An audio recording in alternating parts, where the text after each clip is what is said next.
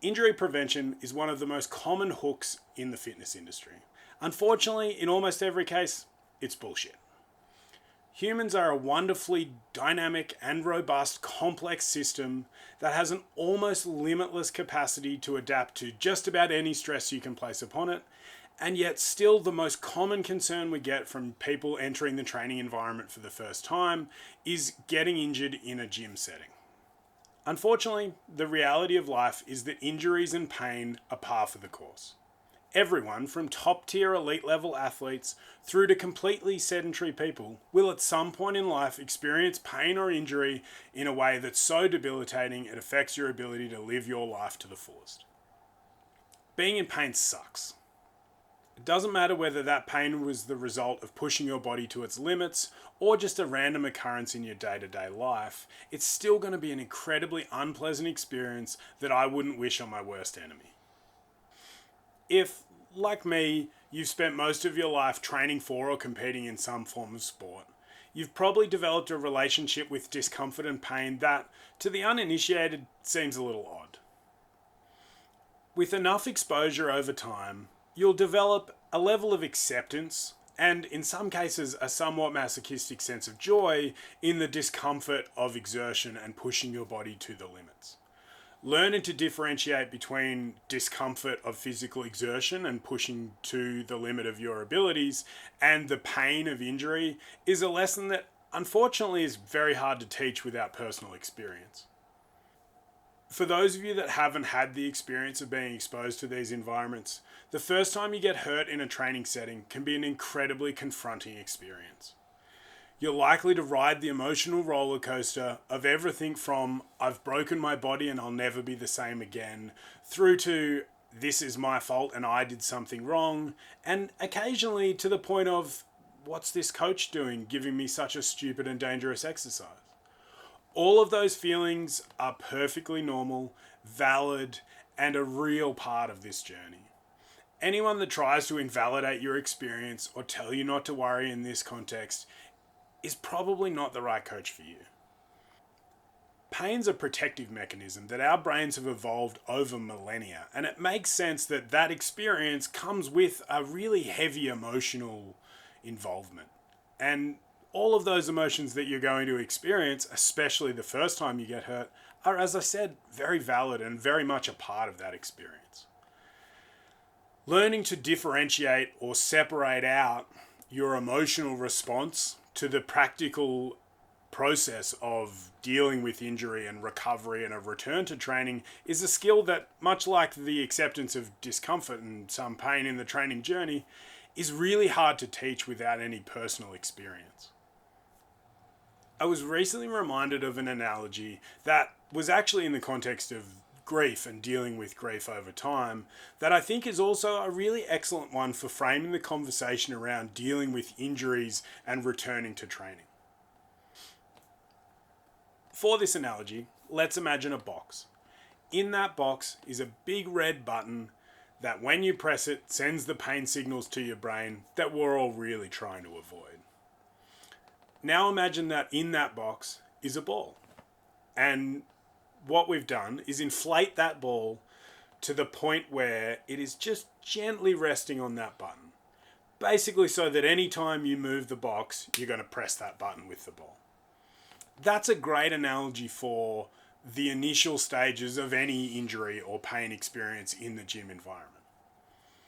Over time, the process of recovery and returning to training is about reducing the size of that ball so that you've got a lot more freedom with the amount you can move that box without punching it straight into the button. To look at a practical example of this ball in a box analogy, let's take something that a lot of people have experience with in the training context: lower back pain of some form. Now, before we go too deeply into discussing this as an analogy and the process and what it might look like, it's really important here to re-emphasize the idea that this is really just a general discussion about injury and pain. This isn't specific advice to you and your circumstances. And when it comes to returning to training or dealing with any sort of injury, it's really important that you're working with a qualified team of health professionals, be it physios and coaches and all of those sort of things, that have your best interests at heart and can work with you and your circumstances to ensure that you're back to performing at your best as quickly as possible. If you're in a position where you don't know a good physio or know a good coach in your area, get in contact with us and I'm sure we can find someone that either we know and have worked with or that someone I trust knows and works with. This video is very much about just providing a framework for discussion around this process and an idea of how to think about it so that you've got a better understanding of what you're in for and what to work through over the course of whatever it is the issue is that you're dealing with. If you've ever experienced back pain or an injury in either the training or just general life context, you'll know just how debilitating and really quite unpleasant those first few days with a really grumpy back can be. It can be quite confronting to be in a position of feeling strong and capable and then suddenly be bedridden and incapable of looking after yourself. And it's hard at that point because of the overwhelming and oppressive nature of it to imagine an existence where you're not in pain and you can function day to day again. At that point, thinking back to the ball in the box analogy, the most important part of this process initially is about just as quickly as possible reducing the size of that ball. By reducing the size of the ball, we can get you to a point where it's not constantly slamming into the button and you're in a position where you can function in a day-to-day setting, which for most of you is far more important than actually getting back to training hard, because the reality is, if you're watching this video, training's probably not your profession. Now, there's lots of factors that can go into influencing how quickly you can reduce the size of that ball.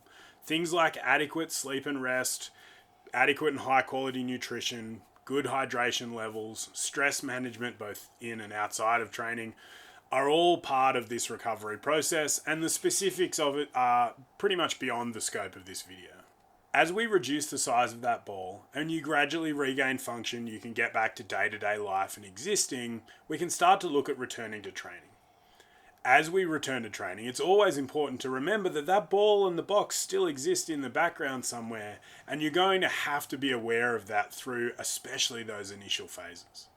In the case of something like a lower back issue, the return to training is going to look predominantly like upper body training in either a seated or a lying position where you're not placing any extra stress on your lower back, and then lower body training that looks generally like machine-based or isolation movements that don't add any aggravation to the existing issue. As the ball gradually reduces in size over time and you regain some of that training function, we can look to reintroduce more complex, higher load activities, but the rate at which we reintroduce those things is really determined by you and your individual contexts and ultimately your risk tolerance. An elite level athlete preparing for a big competition of some form is probably going to want to be more aggressive in their return to training and performance than, say, a general population client needs to be in returning to their training and performance.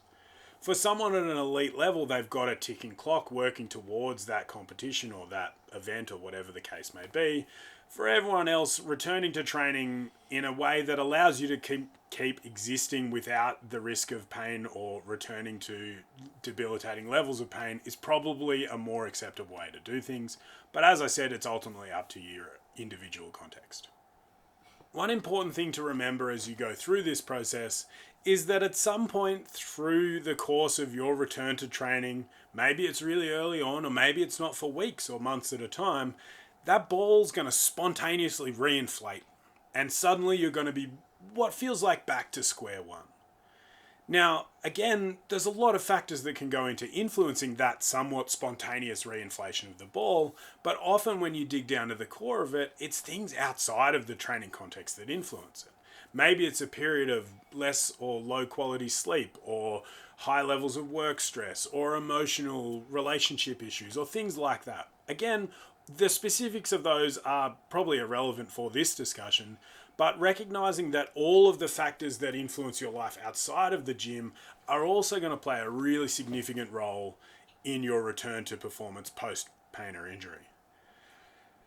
It's really hard at that point when you feel like you've been pulled back to square one again, not to be a little bit disheartened. You're at a point where you feel like you've made heaps of progress and suddenly it feels like all that work's been for nothing. But having been through the process once, you've often already got a pretty solid understanding of what you need to do to get back there, and in most cases, the second time you niggle it is probably not going to be as bad as the first time, and you're probably going to be able to return to back to where you were, at least, a little bit quicker than you did the first time around. Dealing with injuries and pain in and around training sucks, but is unfortunately part of the journey. The box, the button, and that stupid fucking ball are going to be a part of your life whether you like it or not.